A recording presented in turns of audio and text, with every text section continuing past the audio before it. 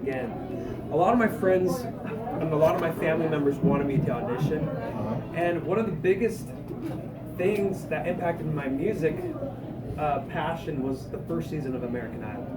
So all the songs that I was introduced to, that I learned, that I copied singers were Kelly Clarkson, Tamara Gray, Justin Guarini. All those people from that first season were my teachers as an 11-year-old. And so I always was a fan of the show, but I didn't think I was good enough to be on the show. And I was still getting over trying to figure out how to sing with vocal paralysis. It was something new to me. I didn't know how to deal with it. I was doing voice therapy at the time. But there's something in that kept nagging me, like this little voice. I talk about this little voice inside, the still small voice, and it was like saying you should go and do this, you should go on audition. But I kept trying to push it away because it didn't make sense to me.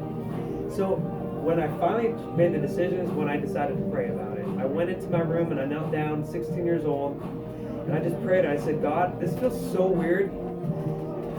Praying if I should, I feel weird asking God if I should audition for reality TV shows. I feel like something more profound, but I said, for some reason, I feel like this impression and this voice is coming from you, and I just wanted to know if it was or not, because I can't get rid of it. And it feels strange, it feels different. And as soon as that happened, I felt like someone came into the room and knelt beside me and gave me a big hug. And just, as if they were talking. I didn't hear a voice, but I pretty much did, because they were as clear as a bell. I remember what it said. He said, my son, I know who you are. Go and audition, because there's something that you need to learn. And that's all I needed to know to say, okay. I was never into winning anything or competitions. I didn't like competitions. I didn't even like winning. But I was on Star Search before, and I won the Kids Division, and I cried so hard because I felt so bad. And I was like, why does someone have to win a competition? This isn't fair. I didn't even want to win. And I was making the people backstage cry along with me, because I made all of them feel bad. That was why I went. I went looking for what I needed to learn, and I learned a lot. Managed to stay away from like the corruption of big business and stay true to you. I haven't managed. Very good job. I haven't managed to stay away from it, but I think I learned my lesson. Is what I would probably say. It's kind of like you're not immune to it, but you learn how to deal with it, manage it, and how to avoid it as you continue. And I don't think you can ever avoid it.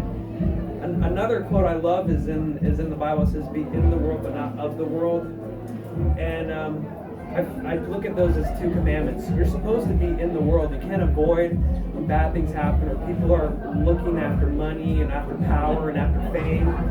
But it doesn't mean, just because you're around it doesn't mean you have to take part in it. And so I'm trying. I'm still learning. About it. Sorry, I feel like I'm taking everybody to church today. Usually it's not like this, but I guess because I feel we're all in a room together. Yes. What song are you most proud of that's the best representation of you? Best representation of me. I guess I've never... That's a hard question, because I feel like this whole album, Postcards in the Sky, I just released, the goal with it was to express. It wasn't about vocal performance.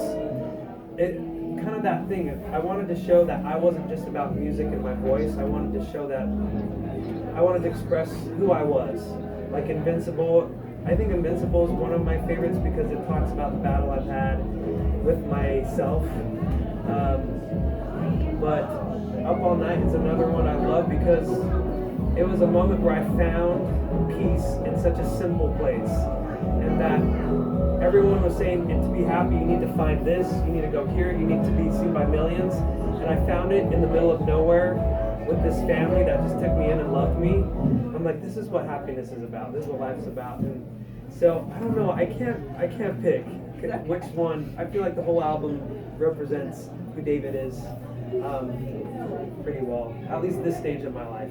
So that's a good question. I'll have to think about it. Yes. I just wanted to say, it's not really a question, I just wanted to say what you were talking about, your desire to, your mission is being lifting people up. I just want to let you know, you really do that.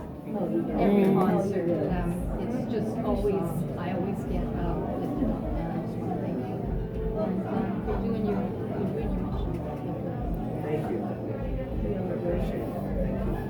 Thank you. Thank you for coming. Thanks for listening. Yeah, so we were all together in Pawling, New York, girls' house. I have time for one more question. One question?